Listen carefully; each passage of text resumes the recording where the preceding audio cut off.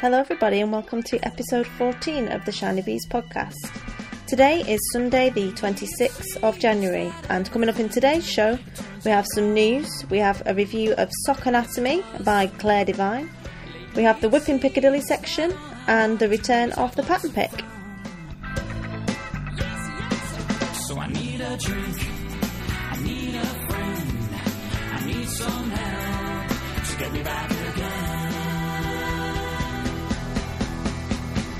I want to laugh, I don't want to... Hello everybody and welcome back to episode 14 of the Shiny Bees podcast. It's lovely to be back here with you again podcasting, and I hope that you all had a wonderful Christmas and New Year and you got all of your gift knitting done if you were indulging in a bit of gift knitting. Hopefully that means that now you'll have time for a bit of selfish knitting and you've got a lot of patterns and some Christmas yarns all queued up ready to go. Thank you very much to everyone who has been in contact since the last podcast. I absolutely love hearing from listeners and quite often just have a bit of a chit chat to people on Twitter as well. So don't be shy. If you feel like you want to come and say hello, then do, because I reply to everyone. I'm not funny like that. And also thank you for all of the iTunes reviews that I've had as well. You're all very kind to me, and if any of you do want to leave a review, they're always appreciated.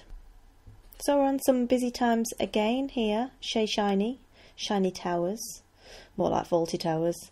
We're about to move house again, and this time we're going to be going to Scotland.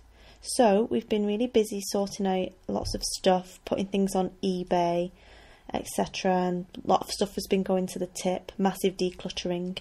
And it got to the point where I just thought I'm going to get a skip, just throw things in it. And my mum used to do this when I was young, and it used to really annoy me that she would just go on these massive sprees of throwing things out. And it would always be stuff that I actually wanted and needed, but she didn't care. She would just throw things out because she just got this mad throwing things out kind of red mist going on. And clearly I'm not turning into my mum much, but I can feel it already coming on that I'm going to start throwing things away. I am going to turn into my mum. Doesn't everyone? Really?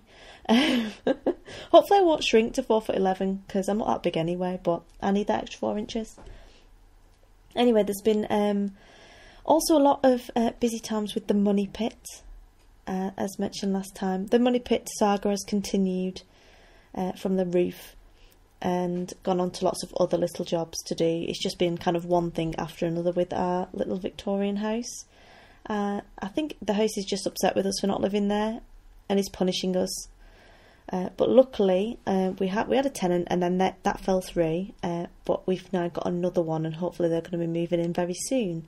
So maybe the house will be a bit more happy then, and stop giving us quite so much pain. It was literally getting to the point where whenever I got an email from the estate agent, I would like visibly cringe, and just think, oh, what now? But luckily, I think we're probably fingers crossed, gripping the wooden table right now. Hopefully. Things will calm down with that relatively quickly, and we can just get on with moving. We're moving next weekend, so I'm just kind of, once I know I'm going somewhere, I just want to go. I don't want to hang about, so I'm looking forward to getting on with that. We were up in Scotland a few weekends ago, first weekend in January actually, in Edinburgh, for a wedding of one of my friends, my good friends that I used to work with, and we really enjoyed it. But yes, it was cold. And now I need to knit everything really, knitwear for the whole family, just to keep us warm, because it was freezing. I almost went and bought a hat to wear because it was that cold. And I mean, Lincolnshire does get a little bit cold at times, like in February it quite often snows and things, but it never gets like icy freezing cold. And it reminded me of when I lived in Northumberland, and it would be so cold sometimes with the wind coming off the sea that you would actually want to cry because it was that freezing. So now I'm going to have to knit all of the stuff really for everyone, which kind of prompted part of the pattern pick for today, because I wanted to podcast a couple of weeks ago, but I just couldn't find any inspiration for the pattern pick. And a couple of things I did try just didn't seem to pan out. I mean, why no one has designed a knitted mankini yet, I've no idea really. and despite someone at Knit Club telling me that there is a pattern for a GIMP mask, it would appear that that pattern is not on Ravelry, so which is probably a good thing for all of you, and probably me as well. I'm not sure I could afford the bill for the resultant therapy from that little treat. In terms of news then, first of all I will go into an update from the Golden Skein, which I referred to last time sort of in a kind of coy manner and didn't want to give away too much stuff because it was still in the planning stage, and the trial club hadn't gone out or anything yet, and I didn't want to give any of the details away because I'm a surprise person. I love surprises. I don't like to give away details. So, but now I can tell you about it, so that's good. If you listen to Yarns from the Plain or Caithness Craft Collective, or indeed Knitspin Cake, you will already have heard their versions of what they thought of the Golden Skein, because they've very kindly agreed to review that for us. But I guess now it's my turn to kind of tell you about it from our point of view, really. The Golden Skein, it is a hand-dyed yarn tasting club in effect, and we have dyers that work with us to produce exclusive colourways, which are all limited edition. They only dye them for us, they only dye a certain number. And the idea kind of came from a walk in Africa where Millie decided that it would be a really cool idea to have like a yarn tasting club, like a wine tasting club. A lot of our conversations revolved around wine, I'm not going to lie to you.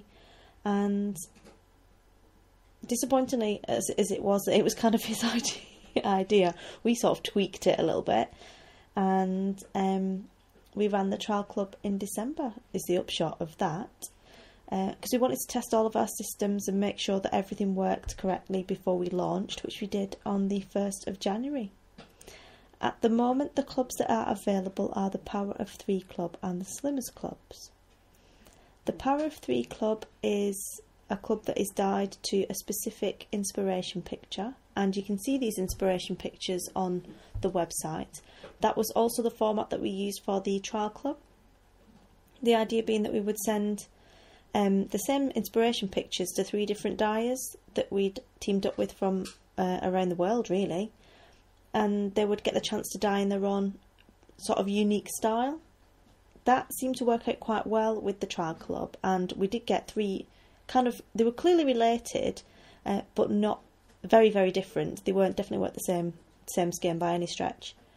And so we've continued that on with the Power of 3 Club for this year. So the first picture is a really awesome picture. It's I think it won the RAF Photograph of the Year, and it's a picture of a Tornado GR4 flying over London in the, I think it was a Queen's, what's it called? Jubilee. Celebrations, and it's all very grey. The aircraft is grey, lots of clouds, very moody looking picture, and we thought that would produce some really cool sort of grey colourways and some semi-solids, maybe some flashes of colour, and we'll see how they turn out from our dyers, but they're being delivered this week. I'm very excited, but they're going to Kate's house, which is massively disappointing. The first one already arrived, and she sent me via WhatsApp a little striptease sort of thing of her opening the box. She's such a nightmare, but the first one that's arrived is beautiful. It's a lovely yarn, and that will be being delivered, sent out on the 1st of March. So there are still a couple of places available, not many at all. So if you are umming and ahhing about taking part, I would get over there and sign up sooner rather than later, because I wouldn't want you to be disappointed. But the yarn, it is ordered now. That is the amount that is there, so there won't be any more available once this is gone. The Slimmers Club is a version of the Power of 3 if you don't want to receive 3 skeins per quarter, because that's what that is. You can sign up for the Slimmers Club and you will get 1 of the 3 skeins instead. And this is good if you're trying to stash down, or your funds are maybe a little bit limited and you don't want to make such a big outlay in one go. You can still take part and not add on too many yarn calories, really, or do too much damage to your cold sheeping. I don't know, I wouldn't ever cold sheep, to be honest with you, but some people do. So we have on Ravelry, we have a really, really lively group where everyone who's been in the trial club and a lot of people who've not been in the trial club have been around, and there's been loads of really chatty and creative ideas. Sorry, I have to turn the page over for my notes. And we've been planning projects, and it's been really good fun. There's been a lot of swapping of tips and helping each other out and copying of each other's patterns, because that's what you do. It's very cool. And it's open to everyone. Anyone can join, so don't feel like you have to be in the actual Golden Skein subscription club to be in the Ravelry group. Come over, come and have a chat with us and have a nosy what we're doing, because it's really, like I say, it's really chatty and really good fun. One of our members, who I know listens to the podcast and is a very big supporter of P-Hop as well, Alessandro, who's Poked a Goblin on Ravelry, came up with a really good idea. And what she did was she looked at the inspiration picture for the trial club, and she went stash diving and found some really really cool skeins of wool that actually matched the colours, matched the picture. And then she knitted a lovely shawl with that yarn, so she could come and take part and was part of all the fun without having to outlay, and she can still do the coal sheeping. So that's really good. Also, there was Leave It to Liz 79, who's Lisa, and she is going to have a go at dyeing her own yarn. So she's actually part of the club, but she's going to have a go at dyeing her own yarn to the inspiration picture as well, which again I thought was a really good, really fun idea. And we're not just there as kind of a we want to flog yarn type thing. It's more of a kind of crafty movement as such. It's, we want everyone to be able to use their golden skeins and to fulfill them and not have them languishing in the bottom of your yarn storage bins. Just get them out there, give them a bit of oxygen, free them up. And like I say, I'm really enjoying all the creative ideas that people are coming up with, because that's what makes it really fun. So the website for The Golden Skein is www.thegoldenskein.com. We are The Golden Skein on Twitter and Facebook, and we are ourselves on Ravelry, but there is a group which is just The Golden Skein. I will also be attending Pod Retreat at the end of February in Chester, which I've mentioned briefly on the last episode. This is being hosted by Nick from Yarns from the Plane podcast and Amy from Knit Spin Cake podcasts. If you don't listen to them, but you listen to all my episodes, you will be familiar with them because they were co-hosts on the Yarndale episode. I am sure it's going to be really good fun. I'm sharing a room with one of my knit club buddies from Horncastle, Stedders, who's always a really good laugh at knit club, so I think we're going to have a really good fun.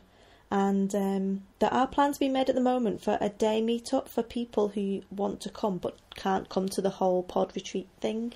I think the latest I saw on Amy's group on Knit Spin Cake was it was going to be at 3 p.m. in Chester in some tea room. So if you are going to be around or passing Chester or anything on the 22nd, I think it is, of February, then pop in, have a brew with us, do a bit of knitting. It's going to be cool. I've got a 5-hour train journey there and a 5-hour train journey back after I move, and so I'm quite looking forward to just getting 10 hours of uninterrupted knitting time and hoping that knitting scares people off on the train, because it normally does. In other news, I had a request for help, which I know has been mentioned on some of the other podcasts that have aired, and I forgot last time, so I'm very sorry, from Jane, who is Jane Frogged on Ravelry, and this is with regard to Fibre East, and they would like to Yarnstorm Ampthill in July for Fibre East Festival, and they would like to make some bunting, and they need some help. So if you would like to get involved, you can contact Jane on Ravelry. Like I said, she is Jane Frogged, and that is how it sounds, JaneFrogged, or you can email her at jckclay, that is, at gmail.com, and I'm sure she'll be very appreciative of any assistance. Additionally, I had the pleasure of listening to a new podcast the other day and actually being asked for my opinion, which I was kind of bowled over by Louise, who is Lyra, I think it is. I can't pronounce it as good as Louise off of Caithness Craft. I haven't got the wee Scottish accent. But that is her. She's Lyra on Ravelry, and you'll probably be familiar with her if you read a lot of blogs, because she writes the Knit British blogs. It is a brand new podcast, and it's coming from Shetland. And as I said, she's been blogging for a while now about British wool. She's very passionate about British wool, and she's decided to make the leap into podcasting. I really enjoyed her first episode. She has a lovely voice to listen to. She's very relaxed voice, and very chatty, kind of informal style, pretty similar to what I do really, and which is part why I like it, obviously. And when I was listening, at one point I was listening to what she was saying, and I could hear like seagulls in the background. I just thought, I wonder what it's like in Shetland right now while she's recording, and I just thought it was just a really nice kind of easy listen. So if you're looking for a new podcast, then I would definitely recommend her. I think she'll have some really interesting subject matter coming up and offer something a little bit different to maybe some of the other podcasts that are out there at the moment. So give her a try. Also, apart from my bad luck with the money pit, bless it, I've had some quite good luck, really. And before Christmas, I won a Facebook competition. I didn't think anyone ever won Facebook competitions. I thought they were all a load of rubbish. Like and share, because you're never going to win. In the same way that you get the like and share if you love your kids, or like and share if you love your mum. You think, just go and tell her. My mum's not even on Facebook, she won't know. Neither are my kids, so they won't know either. So why are you liking and sharing? I don't like and share those things, as you can probably tell. But anyway, one of my friends won a wooden kitchen from Ella's Kitchen. And I was like, that's amazing. I'm going to have a go at that, because that's someone I actually know that's won, so it must actually be true. So I did, and forgot all about it. And every time I would see the little thing come up, I would put my email in. Yeah, I'm never going to win, but whatever. And then I got an email and I won a kitchen. How cool is that? It's really nice. It's a little red and white wooden kitchen, so the beast has been loving that. We were gifted for her, I don't know what, it was a birthday present, but we were late back from Africa, so it was way after her birthday. But my friend's mum made her a lot of knitted food, play food. It's amazing. These little kind of knitted cakes and knitted sandwiches and everything. It's little knitted chips, and then there's a little knitted sausage. It must have some kind of mohair, it's got some long guard hair content in it anyway, so it's a little hairy sausage. Maybe it's off, I don't know. But it's really good fun, and she made a little menu to go with it as well, so she can choose on the menu what she's going to make and then find all the food that matches. So I've put all of the knitted food in the wooden kitchen, so that was really cool. So not everything is a complete hoax on Facebook, it would seem.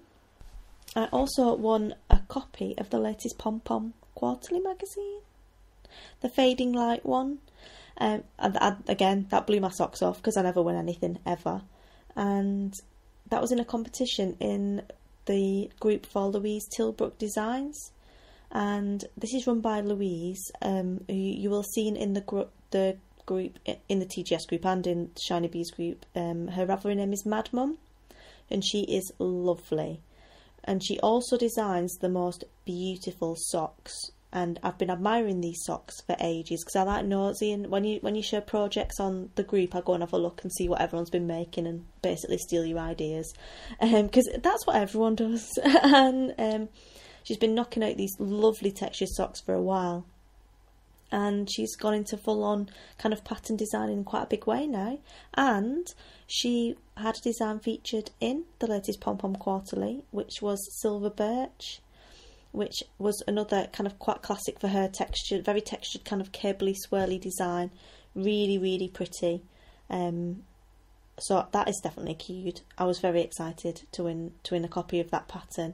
And I also got Samhain, which is another one of her patterns. She did a giveaway over New Year, which I think was in the group. And this has a kind of twisted stitch pattern of intertwined cables, which is inspired by an ancient Celtic festival for Halloween, which is called Samhain. So she has some lovely patterns, and if you're into very textured, interesting looking socks, I would definitely go and check out her designs. To win the competition, to be in the competition, you had to share a story of knitting. And I shared a story of being at Brownies, and when I was at Brownies, they still had the little brown dresses. Whilst I was at Brownie, it transitioned to the yellow things that you're probably familiar with now. But when I first joined, it was a little kind of cotton brown dress and a little brown bobble hat. And everyone else had these machine knitted bobble hats that were really neat looking, but I had one that was knitted by my granny's friend, Auntie Mary, who wasn't my actual auntie. She was a fake auntie, but we're northern, so you know your nan's friends are fake aunties. And I always wanted one of the machine knitted ones, and I was really envious of the machine knitted ones. And now I would much rather have a hand knitted one, but it's funny how things change. And yeah, from that I ended up winning a copy of Pom Pom Quarterly. Some beautiful patterns in it this time. But very pleased to have the Silver Birch ones pattern as well. I think it might maybe find its way together with one of the next quarter yarns from TGS, I think. Anyway, that's definitely enough news for now. On to the review.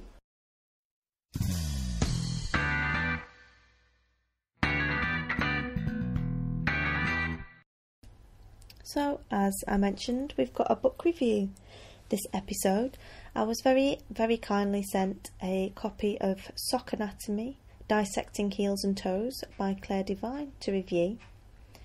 And Claire is Knits for Klipskap on Ravelry. You will have seen her around in both TGS group and in the Shiny Bees group. She is a lovely, lovely South African lady who I met when I was in South Africa, and obviously she lived there at that point, and now she has moved to Edinburgh.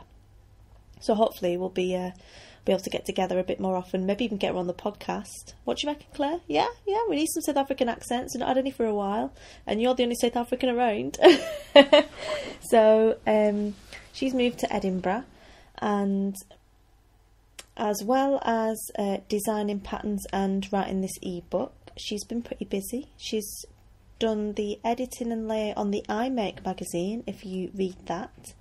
And also she writes a blog at yarnandpointysticks.com, which I know I have pointed you in the direction of before, because she writes really, really good blogs. I think a lot of blogs are just kind of more for fun, and they're quite superficial, and it's just talking about what people have made or what have you. But I really feel that her blogs actually add value in terms of the output that she makes and the stuff she writes in them.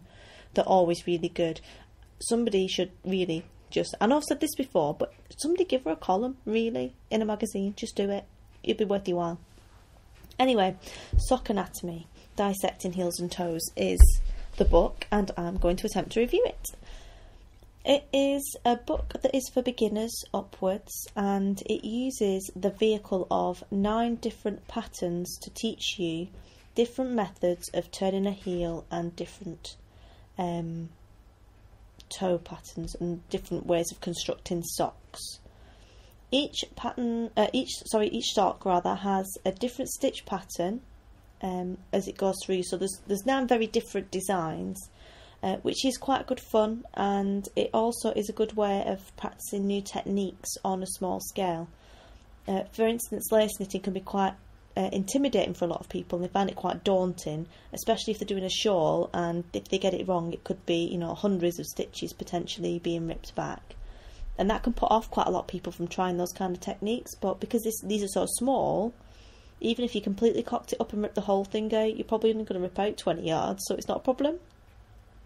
Claire is a trained teacher, and I think this comes across in the book because it's really clearly written and it's very easy to understand, and there is just the right amount of detail in it. The layout is quite minimalist without it being stark, and I think if it was a printed book, it would be printed along the lines of Pom Pom. It'd be that nice kind of thick paper that you get on Pom Pom Quarterly.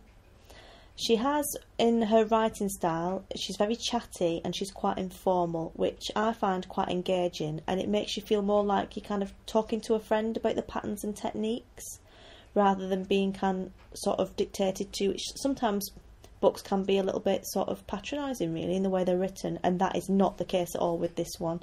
It just feels like you kind of sat next to her and she's teaching you how to do socks.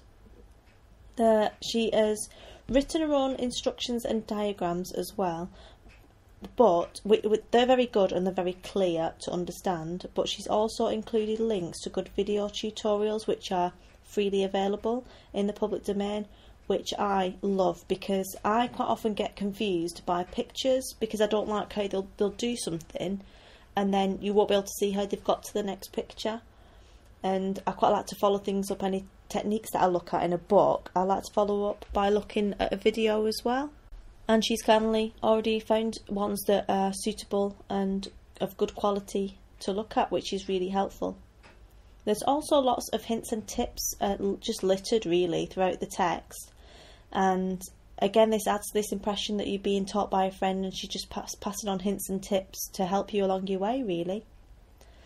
There are a number of techniques covered in the book, and loads of the stuff that you hear bandied about a lot, such as afterthought heel, Judy's magic cast on, short raw heels. There's the faux heel flap, which I've never tried before, a half handkerchief heel turn, a German heel turn, a Dutch heel turn, the star heel, which I'm going to have to try because I love stars, they're my favourite.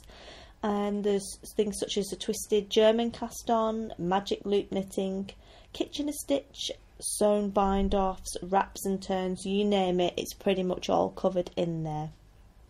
The first 5 designs are out now, and the next 4 are due to be released by the end of January, so by the end of the week they will all be out. So that will give you your total of 9 patterns. It is priced at £9, which I think is... I told her she should charge more for it personally, because I think it's worth it for what you get. I mean, that's £1 a pattern, and that's without any of the extra stuff and all the writing and notes and everything that are in there to support all of that. She has very kindly offered to give a discount for listeners of the podcast, and you will get 20% off that price with the code ShinyBees1, all one word, 1 being the number 1. Sorry, I'll stop messing about now. So the code is SHINYBEES1, 1 being the number, and that will get you 20% off, which would mean you'd get it for £7.20. And I'm not being funny, but I've seen some patterns recently that near enough cost that for 1 pattern, so I think that is a bargain. I personally love the book. I think it's a great way to learn new techniques very quickly without having to commit to larger projects that are more time consuming. Especially when you're learning something, it can take a really long time to get your head around it if you're not used to DPNs or what have you. And this is a brilliant way to just practice it before you commit to it on a bigger sock. And I think it's a great way to use up scraps or small amounts of yarn that you have left over. I mean, let's face it, even if you don't have kids yourself, I mean, I do, I'm not sure I'd be, I'm not sure how quickly they would, or how much wear they would get out of these socks, because I'm a slow knitter, because I can't concentrate on one project. But anyway, if you don't have kids yourself, we're in the middle of a baby boom. You're bound to know someone who's either got kids or just about to have kids, and you could just keep all these little socks made out of scraps to one side, and the minute one of your colleagues or one of your friends says, "Oh, I'm having a baby," you can just effortlessly whack out a pair of baby socks. Dead impressive, colourful baby socks. I mean, how much of a hero will you be at the baby shower? A big one. Sort Hexie Puffs. You can't turn up to a baby shower with 5 Hexie Puffs and say, "There you go, there's your baby gift," but you can with baby socks. It's a win-win situation in my view. So I think it's definitely to be recommended. As I said, it's out now. It's available to download from Ravelry, and you can have the discount code ShinyBees1 and get the ebook for the price of £7.20. I will include a link to it in the show notes, but that is I've forgotten the title of the book. How bad is that? Sorry. Sock Anatomy, Dissecting Heels and Toes by Claire Devine. No one's ever going to ask me to review anything again. And on to the next section, I think.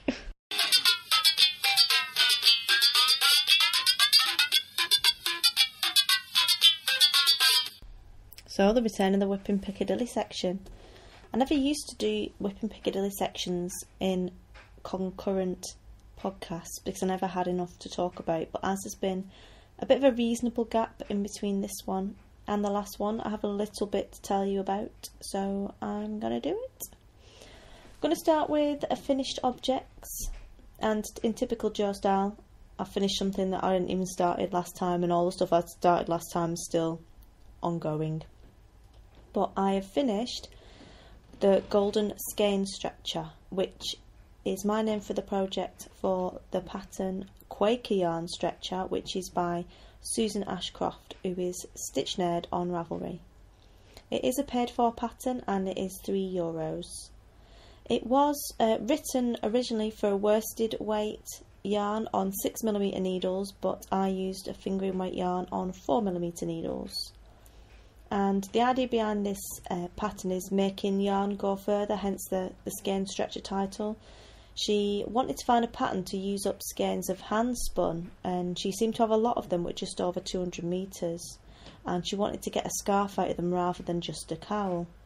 So this is why she designed this pattern to do just that.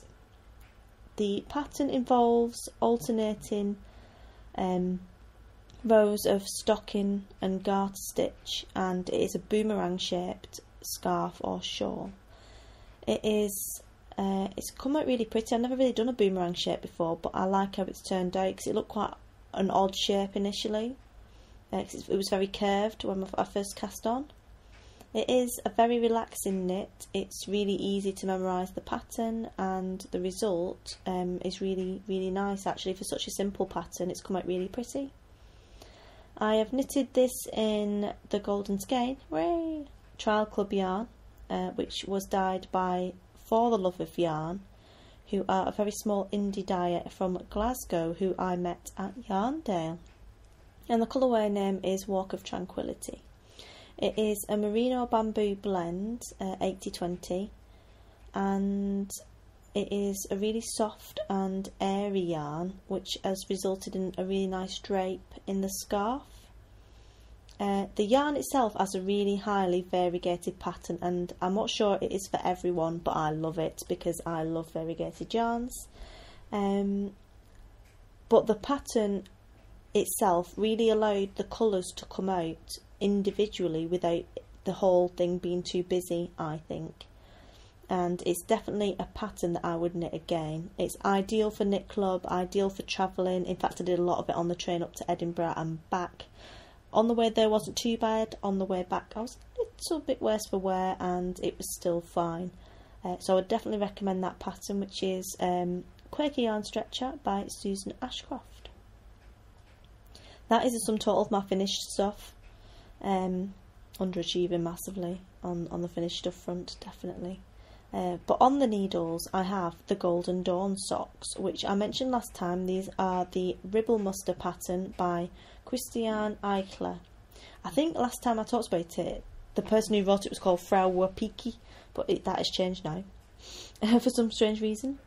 This is a cuff down sock with a twisted stitch pattern that rotates around, sort of spirals around the leg. I've knitted it in the Golden Dawn colourway, which was dyed especially for the Golden Skein by Carlay of Nurturing Fibres. There was just no way I could do something and not include her, really. As you know, I'm a big fan of Nurturing Fibres, and they just had to be in there. They had to be in the trial club.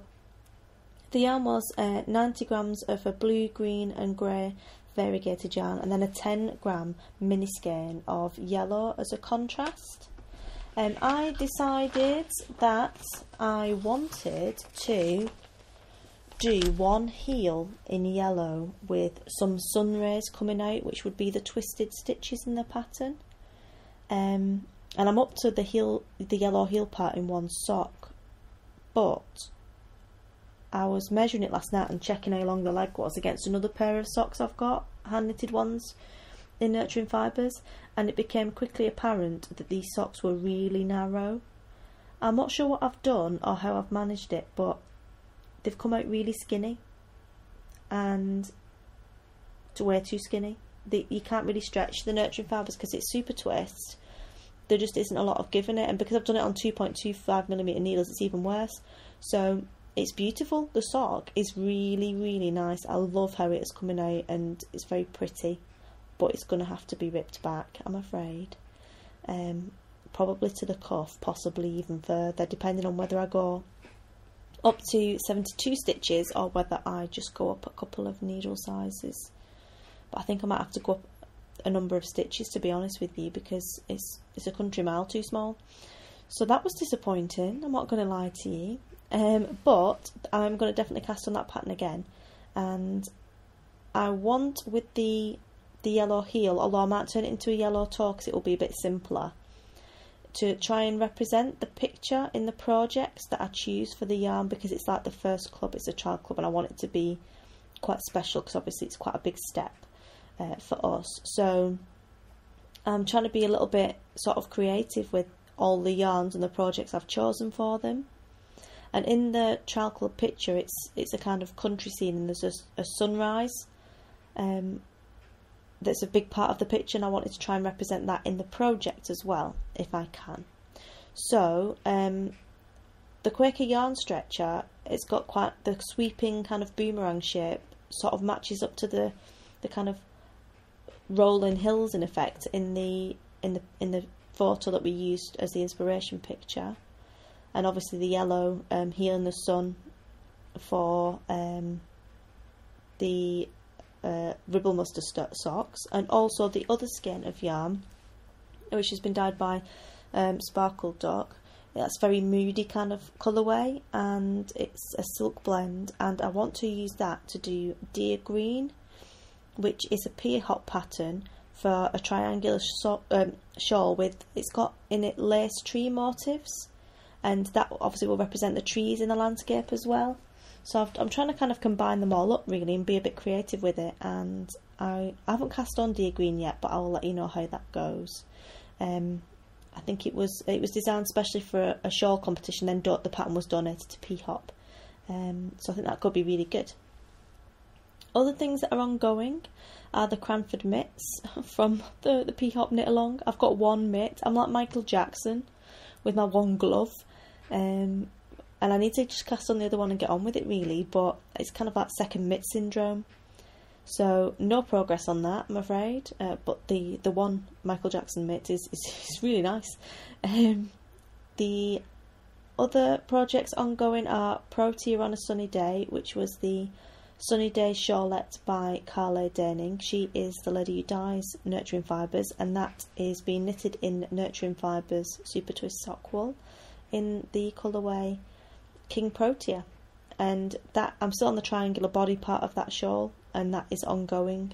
Elsabie's Angel is somewhat stalled. That is the Guardian Angel pattern, which Kate of Kate's Twirl and TGS has knitted in her TGS yarn in the Golden Dawn colourway, so you can go and check that project out if you like. Hers is finished, mine's not. Bit embarrassing, but there you go. And they're just projects that I've not had a chance to really pick up and work on because I've been so busy with all of the TGS stuff and obviously getting a bit distracted by the new yarn. I'm only human. So what I need to do is reorganise my queue, really reorganise my projects, and knit some fast socks and some hats for the family for Scotland because it is going to be cold.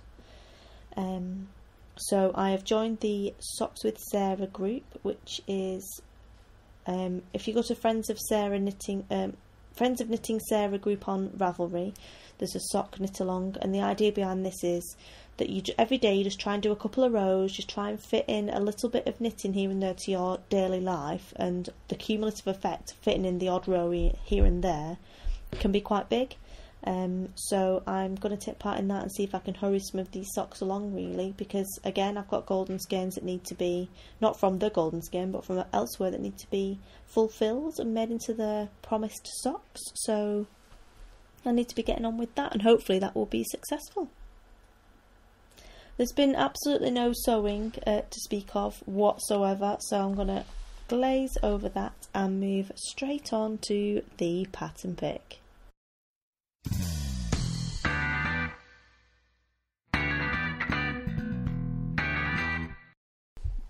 Oh, I do love a pattern pick. But as mentioned, I find this one quite hard because normally the inspiration takes me for a pattern pick and then I decide to do a podcast based on the pattern pick. because comedy stuff comes across my desk every day pretty much. But it didn't this time, and I was struggling for quite a while, and like I said, some of the more comedy ideas that I had just didn't really come to fruition, and the other stuff that I found just wasn't funny enough. And after the last one with the my pimp part is strong, where do you go from that, really? So the pattern pick, if you are wondering, and I always forget to tell you where to go and find it, but I shall remind you, if you're wondering where to find all of these patterns, they are collected together in my queue. So if you go into my profile and go into my queue and go into the organise tabs at the top of the page, you will find the different pattern picks organised under different tabs, so you'll be able to just scroll through them as you're listening to the podcast if you wish to do so. The first one then, the first pattern, in fact I better explain where I got the patterns from. The pattern pick this time is again hat related, and it doesn't have a name, but it was inspired by the fact that I'm going to have to knit a lot of hats for going to Scotland. So I thought, really innocently thought, I'll just put in child hat and see what comes up. I just want, basic quick stuff, and I'll put in worsted weight because that'll be, be fast, and off we go. But as I found, there's quite a lot of comedy child hats, and that's where this pattern pick came from. A lot of the time, they've either got to be really pretty or kind of make me snort down my nose to get into the pattern pick. They're my sort of criteria. So, if you come across any and you think I will find them funny, please do send them through, and hopefully they will be featured in the pattern pick. If they are, obviously you will get a mention.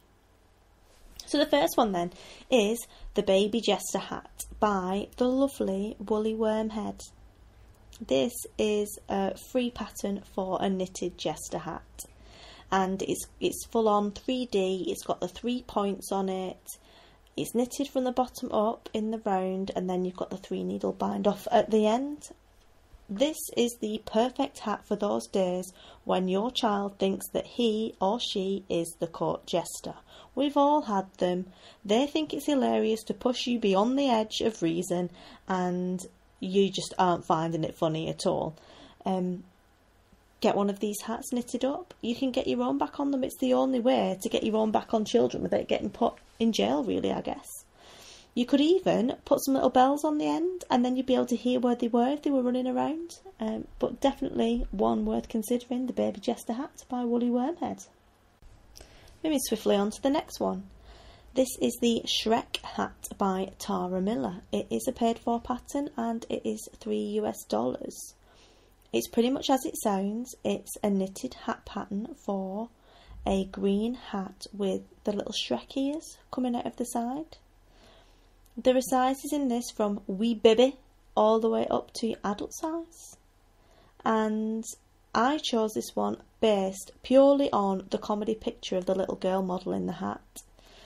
She's got her eyes almost shut and her little teeth are sticking out. She's got this little green hat on her head. She looks really funny.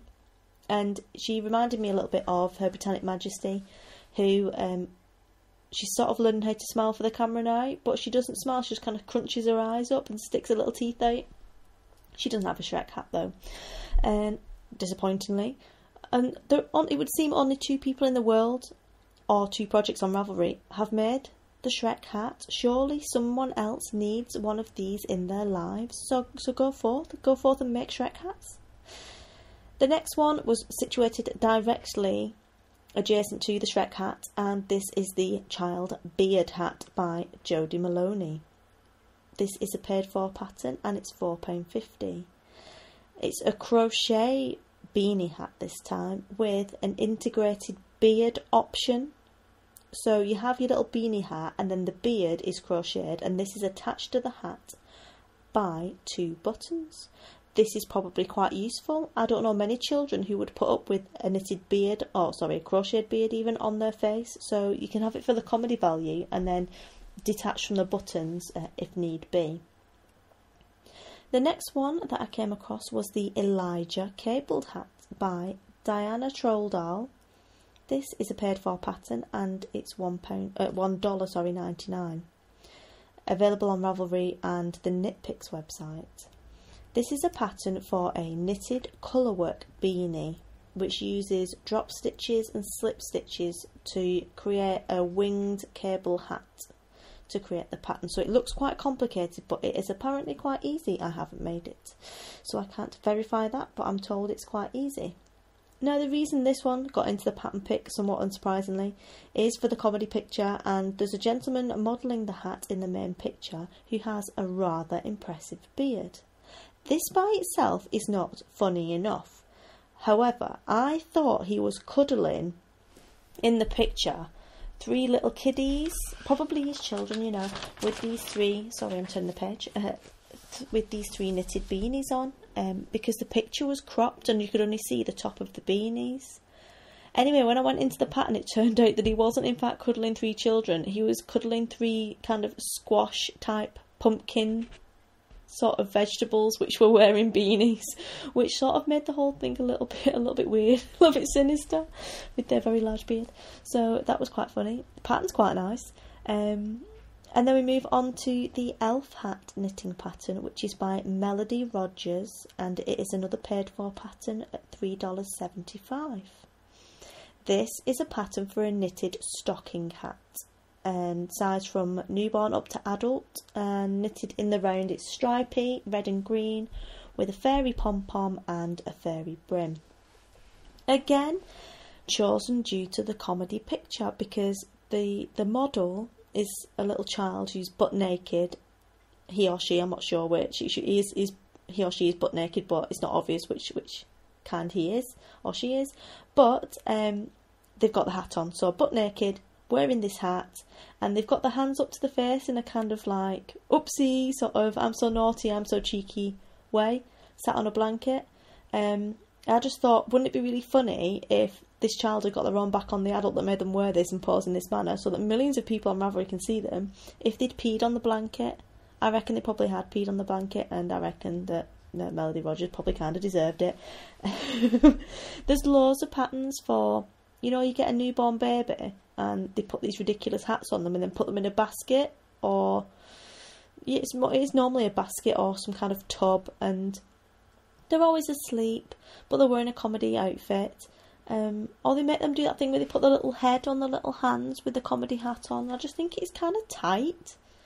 I couldn't have done that with my kids because they'd have kicked off, and rightly so, I reckon. You know, just if they put them in a little baby girl, let them go to sleep. Don't get them all naked and make them sit on stuff and wear stupid hats. It's tight. So, no offence if you've done that with your kids, but clearly I haven't. Once the toddlers, once they're bullying you, it's fine, it's fair game. But when they're little harmless newborns, it's no, you're crossing the line there. Anyway, enough of photographic politics, and on to the next one, which is the Kid Cowboy Hat Pattern by Rebecca Rodriguez. It's getting late here, I can't read anymore. This is a paid for pattern. It's $4.99 for a crocheted cowboy hat. And it kind of put me in mind of the pimp hat, to be honest with you. It did make me giggle as soon as I saw it. It is sized from baby to teen, and again chosen due to the comedy facial expression of the extremely cute baby who is modelling the hat.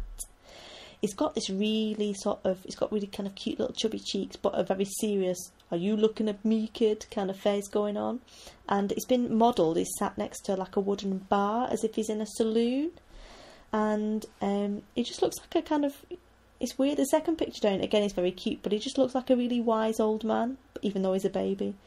Really cute, very funny with his little cowboy hat on. So go and have a look at that one.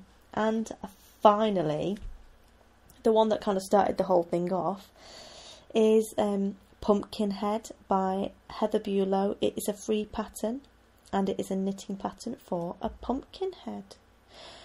Yes, full on, like Jack Skellington Pumpkinhead. The pattern is written for yarn bombing, and I didn't realise this at first. I'm busy laughing hysterically at a picture of what I think is a man and a child wearing a full-on kind of pumpkin head, thinking it was real, but it turned out it wasn't. They were on statues, and it took me about 5 minutes to realise.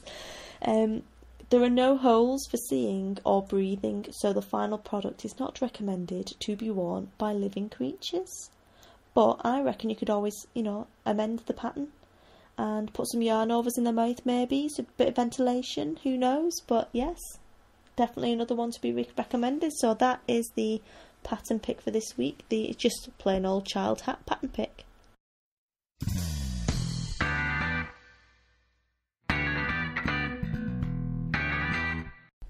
Well, that's your lot for this week. Time flies, 51 minutes and counting. Quite a long one, probably the longest one ever. I obviously have just gone on a bit, haven't I? Hopefully it wasn't too long for you. All that I really need to say for now is thank you very much for listening. I really appreciate it, and I still can't quite believe how many people actually listen to my podcast, considering I have such an infrequent schedule. But I like to put things out there when I'm feeling quite inspired, so I think it makes for a better show. And the new theme tune music, I hope you have enjoyed that this week. It is from Music Alley and is courtesy of Adam and the Walter Boys, and it is called I Need a Drink. Don't we all? So enjoy your week. I hope you have a lovely time, happy crafting, and hope to speak to you very, very soon. Bye.